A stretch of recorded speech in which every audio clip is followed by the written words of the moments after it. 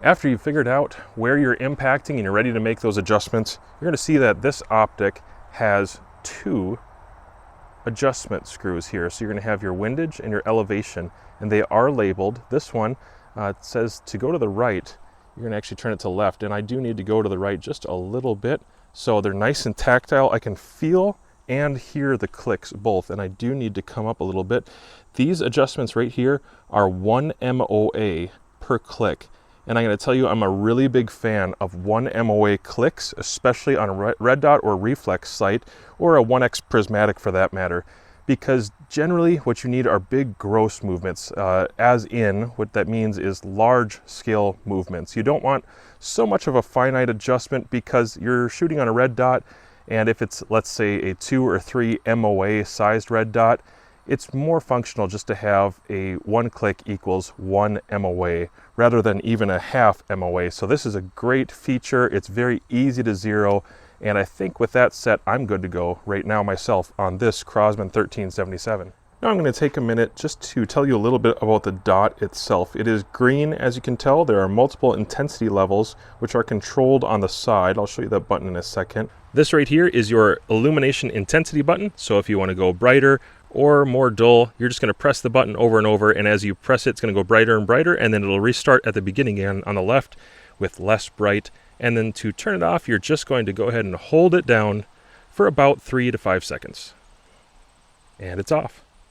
Turning it on, same thing, just hold it down for a couple seconds and it'll be right on, ready to go for you. Very bright and on the last setting that you had it on. And as soon as I remove my hand here, we're going to go against a green contrast. And it's better in my eye than it probably is for you, but I'm going to remove that, and I'm going to go ahead and try to focus the way, pretty much like that right there.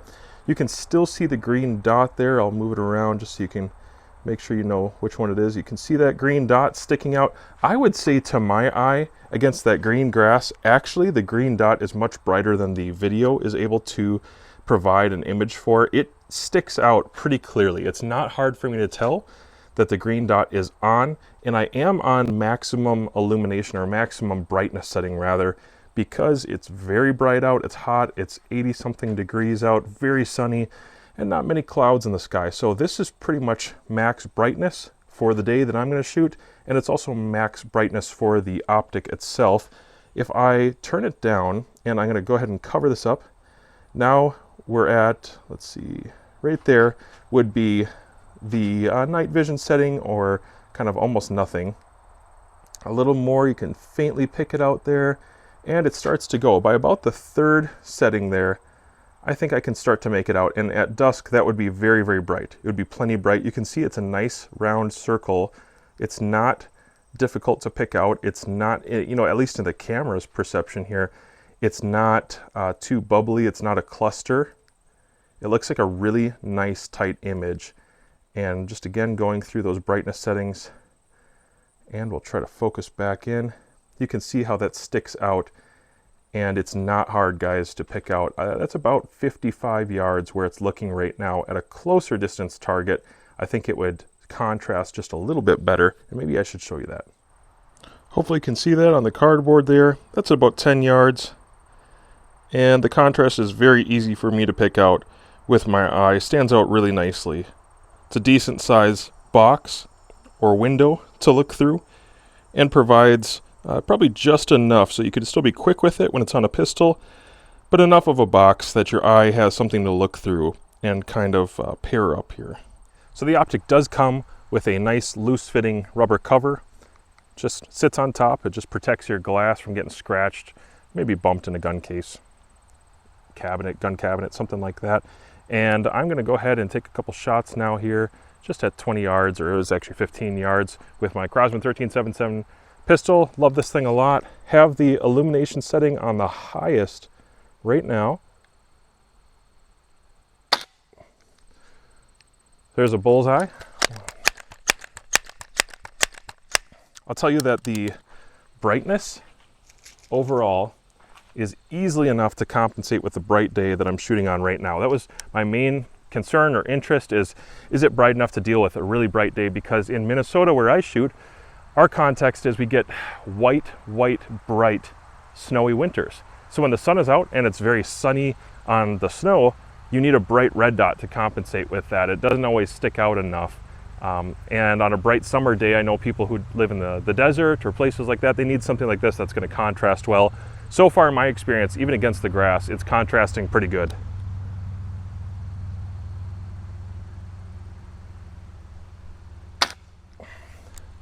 Definitely shooting some tight groups.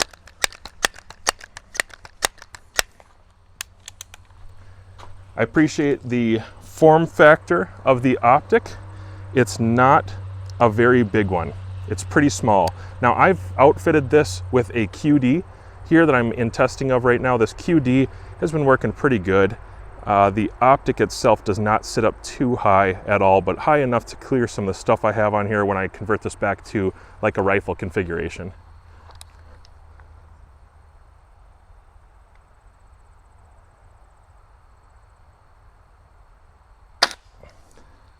Yeah, anytime I can shoot groups like that with a pistol and a red dot, honestly, I'm pretty happy. So I know it's consistent. I'm glad that when I turn it off and on, it keeps and retains its zero. The contrast is really high. The form factor is not too big. And I do believe that this would hold up to greater recoil because I've tested these on rifles that are like a 308 or 223, and it hasn't turned off or had any shakiness in the reticle or the illumination rather. So I do believe that they are, you know, qualified to be on a center fire. I probably wouldn't put them on a Springer just because Springers wreck everything, but I do think they're qualified to be on center fires of all sorts, and certainly what I'm doing right here today. When you get your UUQ HD 1079 green dot for RMR, it's going to come inside this hard plastic case. It's packaged well. I have my Optic on something right now, but you're going to get your Optic inside as well as a base plate, which is very important. And along with that base plate, which will help you set it up on a pistol or different configurations, you're going to get hardware. And that hardware has differing lengths. If you can see that there, those differing lengths are going to help you attach it to whatever your setup is and get the right depth, as well as it comes with the Allens themselves, some desiccant to keep everything dry. A 2032 battery. So these lithium batteries last forever, guys. They're a fantastic battery option. Glad to see that they include an extra in there. A tool for adjusting the Optic itself, so you could use that when it comes time to zero. And then lastly, get this bee off my hand. Lastly, your warranty card. And the warranty card has a QR code, and that will help you register your product. And then you can also see some of the social media links, which will tell you more about the product right there. It's been a while since I've done any trick shots on the channel, so here's what I'm going to do. I'm going to use my Crosman 1377 in a pistol configuration. I'm going to put out a Mountain Dew mini pop can at 50 yards, and I'm going to get it within 3 shots. I think that's a decent shot, especially with something like this and the inconsistencies of wind and a pellet gun. 50 yards on a mini can. Let's see if we can do it using this new UUQ green red dot. All right, I'm in the shade right now. I understand I didn't bring my spotter with, but I will be able to zoom in a little bit with the camera just so you can see, like you'll see it fall or move or something. Here's my first shot. Go ahead and wait for the wind to totally die off, and we'll throw one down there. I think I'm about there right now. Zoom in a little bit. Give me a second here. I'm gonna do that. You should be able to see it fall. It is in that upper left corner. It's up there above the white of the target. 7 pumps. Let's see. Okay, here we go.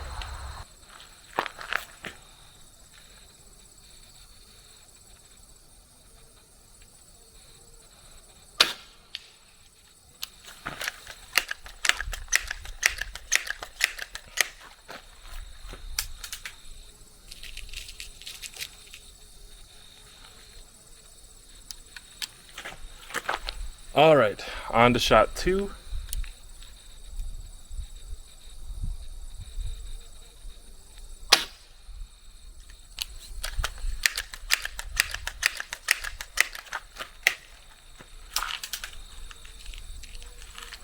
Well, this is everything. It's all the marbles here.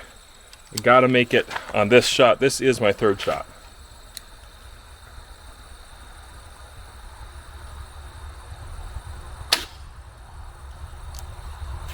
All right, so funny story.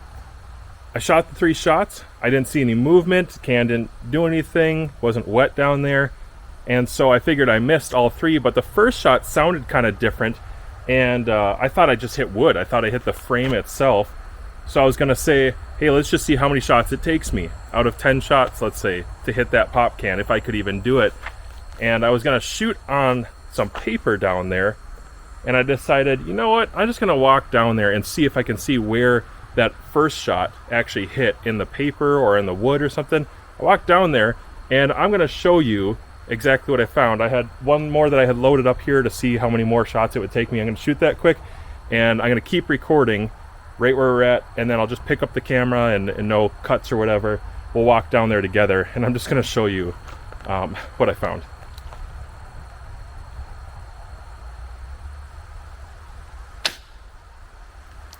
That was still a miss.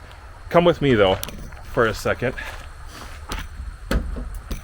and I'm gonna show you something, why I didn't notice what happened. Let's see, maybe I'll flip this around. There we go. So hopefully the audio is still picking up pretty good. My microphone died on me, and normally I just edit out the walking part, but people complain. Say it's edited or faked. So I couldn't see that I actually struck the target. And I think it was, believe it or not, on my first shot, that sound I heard was not a pellet on paper or in the wood. And maybe you could hear it on there. It was actually the can. It barely made it through into the can, but that was a dead center hit, which to be honest with you is pretty lucky, and that's why you call it a trick shot. If that's frustrating to you, don't get mad at me, just get better. Maybe you need to get one of these red dots. It shot just fine, guys, very happy with it. Here are some of my conclusions.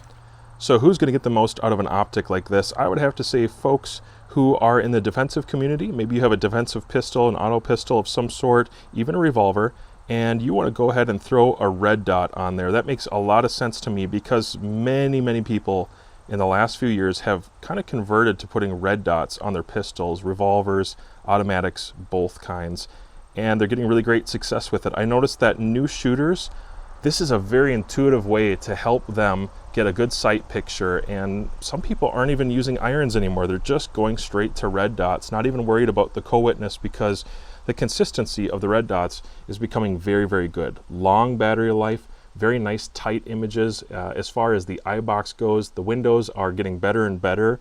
Clarity of glass, color shading of the glass is better and better, and just the reflective capability is very good. So the image of the green dot in there is, in my eye, guys, very tight, and I normally get a little bit of an astigmatism problem where I have just a small cluster. It doesn't prevent me from shooting red dots in general or reflex sights, but I notice it usually more with really cheap ones, and this one does not have those failure points. I think this is a nice tight image.